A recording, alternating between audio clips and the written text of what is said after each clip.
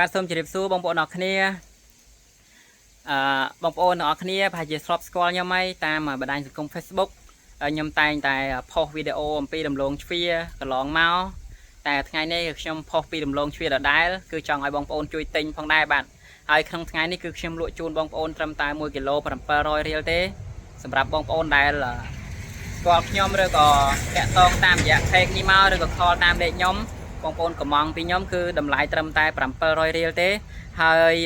ខ្ញុំសូមបញ្ជាក់បងប្អូនមុនរាល់ពេលដែលបងប្អូនទិញ1គីឡូ700រៀលនេះគឺបងប្អូនបានដលងស្អាតលាយជាមួយនឹងមូលខ្លះបងប្អូនដោយសារអីដោយសារតែអ្នកចំការគឺមួយរយៈនេះគេអត់ទិញអាមូលគាត់ទេបងប្អូនគឺទុកចោលពេញចំការគឺខ្ញុំអាណិតពួកគាត់ខ្លាំងមែនទែនហើយខ្ញុំក៏ជួយទិញនៅមូលនេះបងប្អូនដើម្បីជួយលក់គាត់ហើយខ្ញុំក៏សង្ឃឹមថាបងប្អូនជួយទិញផងដែរបើសិនជាបងប្អូនអត់ជួយទិញអាមូលនេះពីខ្ញុំខ្លះទេគឺខ្ញុំក៏អត់ហ៊ានទិញពីអ្នកចំការទៀតដែរគឺខ្ញុំនឹងទិញតែវែងទេហើយបងប្អូនបើសិនជាអាវែងបែបនេះបាទអាវែងបែបនេះហ่ะនៅក្នុងផ្សារណាក៏គេទទួលទិញដែរហើយខ្ញុំដឹកទៅវៀតណាមរាល់ថ្ងៃមួយថ្ងៃមិនក្រោមពី20ទៅ40តោនទេឲ្យតែមានវែងបែបហ្នឹងបងប្អូនហើយពណ៌ក្រហមស្អាតអញ្ចឹងណាគឺអត់ចាលទេបងប្អូនគាត់ថាតម្លៃវារៀងថោកអីក៏យើងអាចយកចេញទៅបានរហូតប៉ុន្តែពិបាកអីត្រង់តែមូលនេះបងប្អូនក្រៅប្រទេសគេអត់យកទេអញ្ចឹងហើយក៏យើងពឹងបងប្អូននៅក្នុងស្រុកយើងនឹងឯង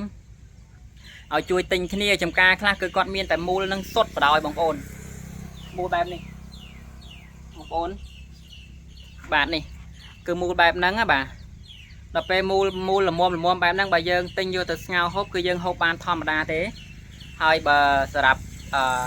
ដូចជាហាងធំផ្សារធំគឺគេអត់ទិញទេដោយសារអី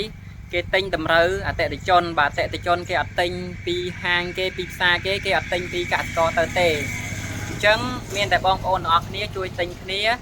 ម្នាក់10គីឡូក្តី20គីឡូក្តីតម្លៃត្រឹមតែ700រៀលទេប៉ុន្តែខ្ញុំមិនដាក់អាហ្នឹងសុទ្ធទេណាគឺខ្ញុំដាក់លាយវែងអញ្ចឹងបងប្អូនអ្នកលាយគ្នាបងប្អូនទិញពីខ្ញុំទៅគឺខ្ញុំដាក់ចម្រុះឲ្យដោយសារខ្ញុំជួយលក់ឲ្យចម្រុះដូចគ្នាដើម្បីឲ្យដាច់បានទាំងអស់អញ្ចឹងខ្ញុំក៏សូមឲ្យបងប្អូនជួយ share វីដេអូនេះម្នាក់មួយផងដើម្បីឲ្យបងប្អូនដែលចង់បានដំឡូងនេះគឺគាត់យកទៅហូបឆ្ងាញ់ដូចគ្នាបងប្អូនដុតស្ងោរចៀនឆ្ងាញ់ដូចគ្នាគាត់ថារូបរាងនេះអត់ទៅស្អាតបាទ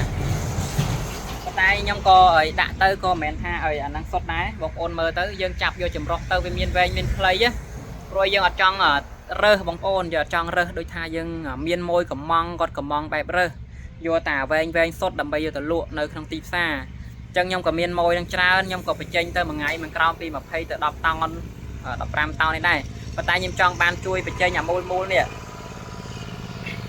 ខ្ញុំចង់ជួយបញ្ចេញអាមូលនេះរបស់កសិករយើងដែរបងប្អូនបាទដើម្បីឲ្យ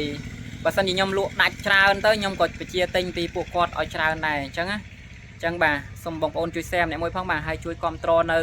ដំណាំកសិផលខ្មែរយើងផងបាទមួយរយៈនេះគឺថាយ៉ាប់ខ្លាំងណាស់បាទហ្នឹងហើយអរគុណសូមជម្រាបលាបងប្អូន